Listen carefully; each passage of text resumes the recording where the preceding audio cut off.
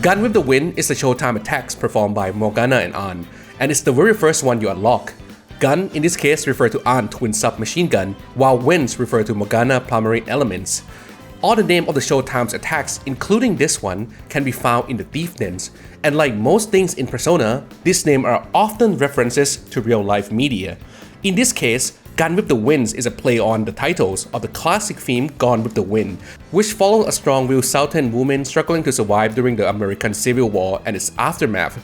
However, that's not the only reference.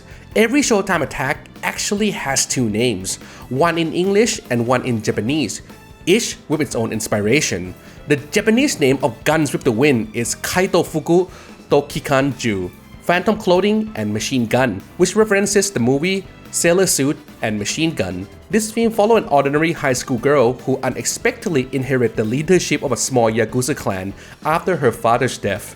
By the way, I won't be reading out the romantic names unless it's necessary. Anyway, there's still more to cover. The first part of the attack, where An spins around in a dance-like manner while firing her twin submachine gun, is a nod to the gun-fu subgenre, an action movie style that blends martial art choreography with firearms.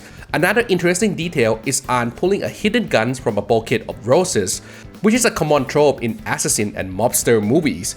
The scene that most closely resembles this moment, at least from what I can recall, is from Terminator 2. Lastly, the manga-style artwork in this attack follow a shoujo aesthetic, and while shoujo is technically a genre targeting young girls rather than an art style, many shoujo manga seem to feature this distinct look seen here. And while I can't say for sure, it seems like this scene is mimicking the art style of Utena and the Rose of Versailles. Mad Moxie is a showtime between Makoto and Ryuji. Its Japanese name is Mad Mix. And no surprise here, both are a reference to the Mad Max franchise, a movie about desert-like post-apocalyptic world ruled by road gangs. You can see this reference even further in the showtime itself, which takes place in a desert setting. There's plenty of fun nods within the attack, like Ryuji shouting Fist of the Phantom Star, a clear reference to Fist of the North Star. Right after that, we have Makoto enter the frame with a kick attack, which references dynamic entry from Naruto.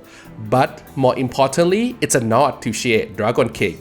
After that, Ryuji jumps in with a flying hammer attack, followed by a baseball bat swing, which is a direct reference to the Smash Bros. Hammer and home run bat animation.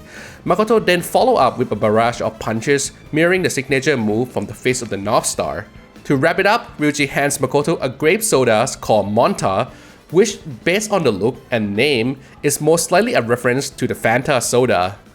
Anyway, I'll drop this showtime right here, and now that you're familiar with the video format, let's cover all of them.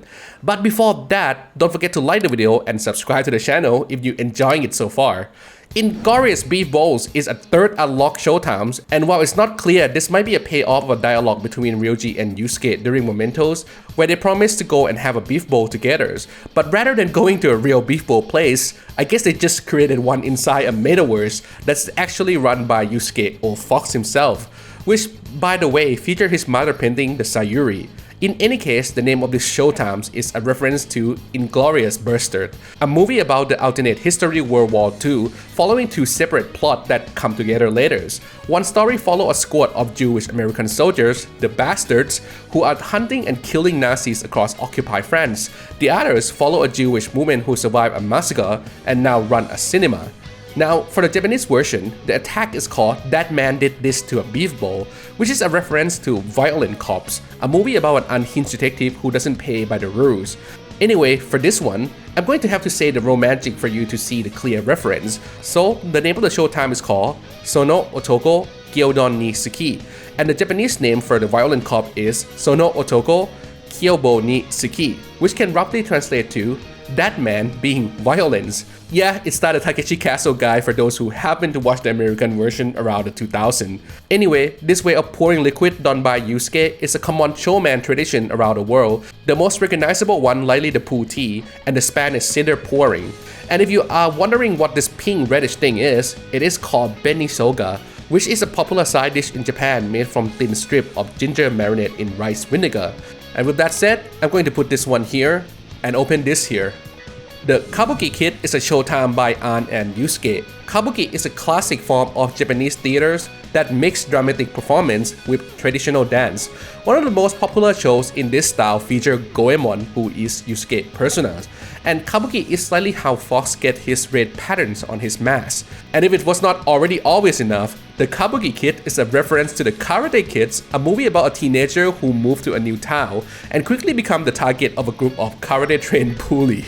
Struggling to defend himself, he finds an unexpected mentor who teaches him karate in an unusual way.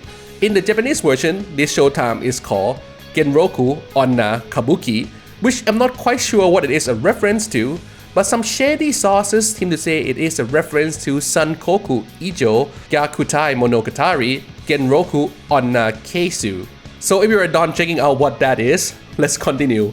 This type of art you saw during the showtime is called ukiyo-e, a woodblock print art that flourished around the Edo periods. One of the most prominent artists of this genre, who's actually shared the name with Yusuke, is Kitagawa Utamaro. Moving on, this umbrella that Ann is holding is called Wagasa, particularly a Janome Gasa, which is used by geisha and kabui performers. Now, this kind of slash where multiple actions such as drawing of the blades and the strike are combined into one smooth motion is called the II slash. It's a cool technique that shortens the time the blade takes to reach the targets, and because the motion is so fast, the sword is shelved before the impact of the cut is shown. This slash is featured in many media, and while it might not look as stylish, it actually exists in real life and is still pretty impressive to look at. Now there's another reference on top of this one. In the Japanese version, after performing the slash, Yusuke sometimes will say, "I've cut a stupid object," which is a direct reference to Ishikawa Goemon catchphrase, "Once again, I have cut a worthless object." This Goemon, by the way, is a confidant of Arsène Lupin from Lupin the Third franchise, which Persona 5 really like to reference a lot. Drive Hard is a showtime of Haru and Morgana. The Drive Hard name in this case is a reference to Die Hard, a movie about a New York cop who visits his wife in Los Angeles for Christmas. However, their reunion is cut short when a group of armed criminals take over the office building, holding everyone hostage. The Japanese name of this showtime is Base Night Kids, and again referencing the Karate Kids. Now, the showtime starts off with Morgana and Haru running away in darkness but getting spotted by the spotlight. This is called the dynamic spotlight trope, which you might see a lot in a heist or spy movie. In fact, they even use it in the first cutscene of the games. Anyway, this trope did not originate from a heist movie, but from a theater play. And what is beautiful about it is the idea that there is nothing on the stage, but after a spotlight shines on that one spot, now that one spot is everything there is. Anywho, the scene where Haru is on top of the car shooting heavy artillery is also quite common in the heist genre, that often featuring a thrilling car chase action. That said, I feel that this showtime is mostly created to show the bond between Haru and Morgana during their tag team at the Okumura Palace. So I'll leave it here, 3 more to go, and the next one is my favorites. PTE ThwackDown is a showtime combining the power of the two third-year students, Haru and Makoto. This is the only showtime that does not reference a movie, but instead a wrestling program called WWE SmackDown. The WWE here stands for the World Wrestling Entertainment, so with that in mind, the PTE is slightly stand for Phantom Thief Entertainment. The Japanese name of this showtime is Last Countdown, which is a reference to the movie The Final Countdown, about a modern US aircraft carriers that get caught in a strange storm and is sent back in time just one day before the attack on Pearl Harbor. There are many interesting wrestling references here, starting with the way the two characters enter the ring, where Haru enters it with a standard second rope entrance and Makoto jumps over the third rope, which is much less common and only done sometimes by a smaller wrestler with a lot of flair. There are a lot of moves here that came directly from real world wrestling. For example, Makoto rushed in for the clothesline and Haru does the drop kick. But the coolest thing apart from Makoto hitting the camera with a chair, which by the way, it have to always be this exact chair as well. Wait, what would I say again? Oh, right, the coolest thing is a double death blow attack where the girls are jumping off the top ropes and dropping the elbow on their target at the same time. This is very likely a tribute to Randy Savage, one of the greatest wrestlers of all time. Now, Randy Savage is not the only one who used this flying elbow drop, so it could be a tribute to anyone, However, what gives it away is the way Haru riled up the crowd, which looked pretty much identical to how Randy Savage did it. That said, despite the fact that I don't really watch wrestling anymore, it's quite a big part of my childhood, so I'll play this Showtime here.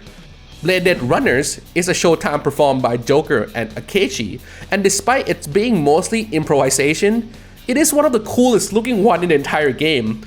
The movie that this Showtime name is based off of is Blade Runner, a sci-fi noir set in future where human-like robots called replicant are used for labor. Rick Deckard, a retired cop, was forced back into duty and then had to hunt down a group of rogue replicants hiding on Earth. For the Japanese version, this Showtime is called From Hell Till Dawn, which is a reference to From Dusk Till Dawn, a movie about two fugitive brothers escaping to Mexico with hostages. However, as they stop at a remote bar, expecting a safe hideout, things take a wild turn when they realize the place is overrun by vampires. For this one, there are so many interesting details in the background, but because the scene is so intense and moves so fast, many have missed it. So let me point some out. On the rooftop, multiple signs and billboards are placed. The first two that show up said Murder of Crows and Justice, referring to Akechi's codename and his Akana. The next two said two sides some coin, which is slightly a reference to the phrase two sides of the same coin, but with a spelling mistake. But I think we can forgive them for that. Speaking of forgiveness though, the other side said Prodigal Sons, which is a movie, but this time I think it's slightly more referring to Parable of the Prodigal Son, a story Jesus told to teach about forgiveness, love, and second chances. So I know some people will never forgive Akechi, but I mean, J-Man himself is kinda telling you to here.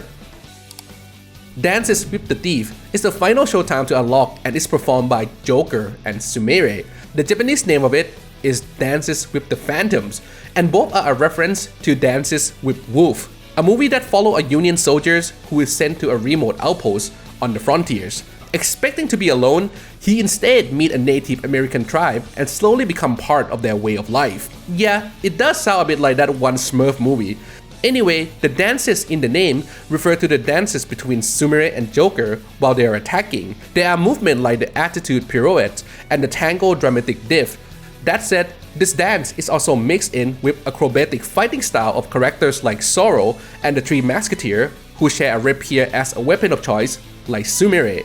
But what I like the most is the transition into Sumire's eyes, where we see her dancing while attacking with her sister, Kasumi.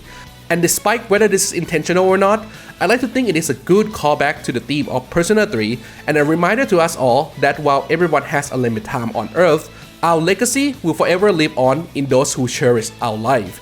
That said, I'll put this here, show you the full board, and if you enjoyed this video, maybe check out this one next.